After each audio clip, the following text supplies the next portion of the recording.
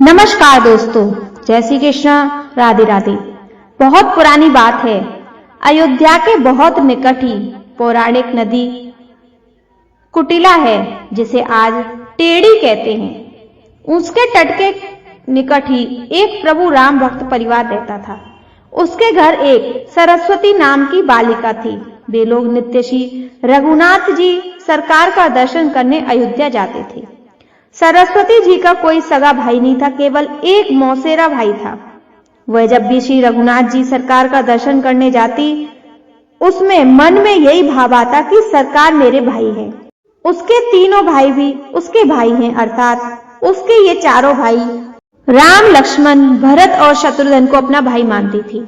उसकी आयु उस समय मात्र 3 वर्ष की थी। रक्षाबंधन से कुछ समय पूर्व उसने सरकार से कहा कि मैं आपको राखी बांधने आऊंगी। उसने सुंदर राखी बनाई और रक्षाबंधन पूर्णिमा पर मंदिर ले गई। पुजारी जी से कहा कि हमने भैया के लिए राखी बनाई है। पुजारी जी ने छोटी सी सरस्वती को गोद में उठा लिया और उससे कहा कि मैं तुम्हें राखी सहित सरकार को स्पर्श कर देता हूँ और राखी मैं बांध दूंगा। पुजारी जी ने राखी बांध दी और उसको प्रसाद दिया। अब हर वर्ष राखी बांधने का उसका नियम बन गया। समय के साथ वह बड़ी हो गई और उसका विवाह निश्चित हो गया। वह पत्रिका लेकर मंदिर में आई और कहा कि मेरा विवाह निश्चित हो गया है, मैं आपको न्योता देने आई हूँ। चारों भाइयों को विवाह में आना ही है। पुजारी जी को पत्रिका देकर कहा कि मेरे चारों भाइयों से कह दिया है कि वो विवाह में जरूर आए। आप पत्रिका सरकार के पास रख दो और आप भी कह दो कि चारों भाइयों को विवाह में आना ही है। ऐसा कहकर वह अपने घर चली गई। विवाह का दिन था। अवध में एक रस्म होती है। विवाह के बाद भाई आकर उनको चादर उड़ाते हैं और कुछ भेंट वस्तुएं देते हैं। उसकी मौसी ने अपने लड़के माधव को कुछ सामान और कुछ रुपए दिए और मंडप में पहुंचने को कहकर चली गई। उसका मौसेरा भाई माधव उपहार, वस्त्र और पैसे लेकर रिक्शा पर बांधकर विवाह मंडप की ओर निकल पड़ा। रास्ते में ही रिक्शा पलट गया और वह गिर गया। थोड़ी सी चोट आई और लोगों ने उसको दवा खाने ले जाकर मलहम पट्टी कराई।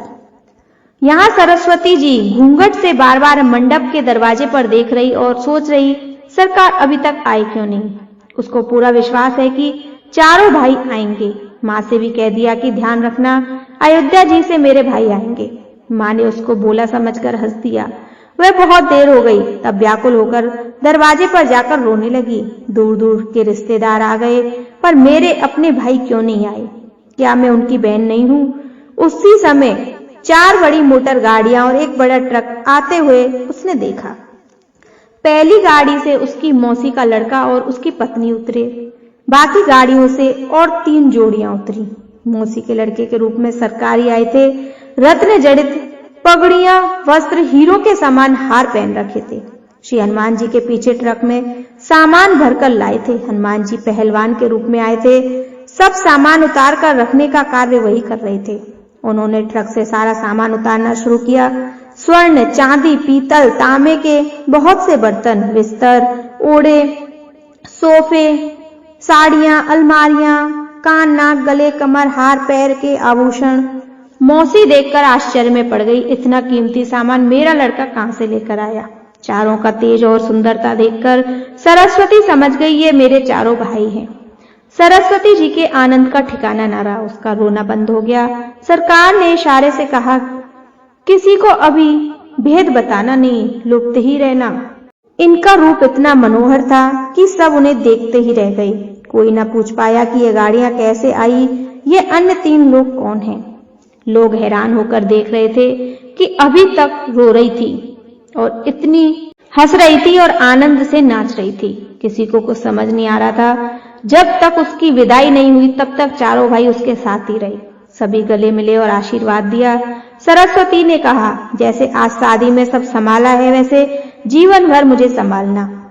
जब वह गाड़ी से बैठकर पति के साथ जाने लगी, तब चारों भाई अंतर्ध्यान हो गई। उसी समय असली मौसेरा भाई किसी लंगड़ाते हुए, पट्टी लगाए हुए वहां आया। उसने वस्त्र उड़ाए, उपहार और कुछ पैसे दिए। मौसी ने पूछा, अभी अभी तो तू बड़े कीमती वस्त्र पहने गाड़ी और ट्रक लेकर आया था, ये पट्टी कैसे बंध गई और कपड़े कैसे फट गए? उसको तो कुछ समझ में ही नहीं आ रहा था। अंत में सरस्वती से उसकी माता ने एकांत में पूछा, बेटी सच सच बता, क्या बात है, ये चारों कौन थे? तब उसने कहा कि माँ, मैंने आपसे कहा था, ध्यान रखना मेरे भाई अयोध्या से आएंगे। माँ समझ गई, इसके तो 4 ही भाई हैं और वो हैं श्री रघुनाथ जी और अन्य 3 भैया। माँ जान गई कि श्री अयोध्या नाथ सरकार ही अपनी बहन से प्रेम में बंद कर आए थे और अपनी बहन को इतने उपहार, आभूषण और वस्त्रुएं देकर नगर के बड़े बड़े सेठ और पैसे वाले भी नहीं दे पाते, इतना सामान देकर चले गए। इतना तो नवाबों के पास भी नहीं होता। बोलो जय श्री राम।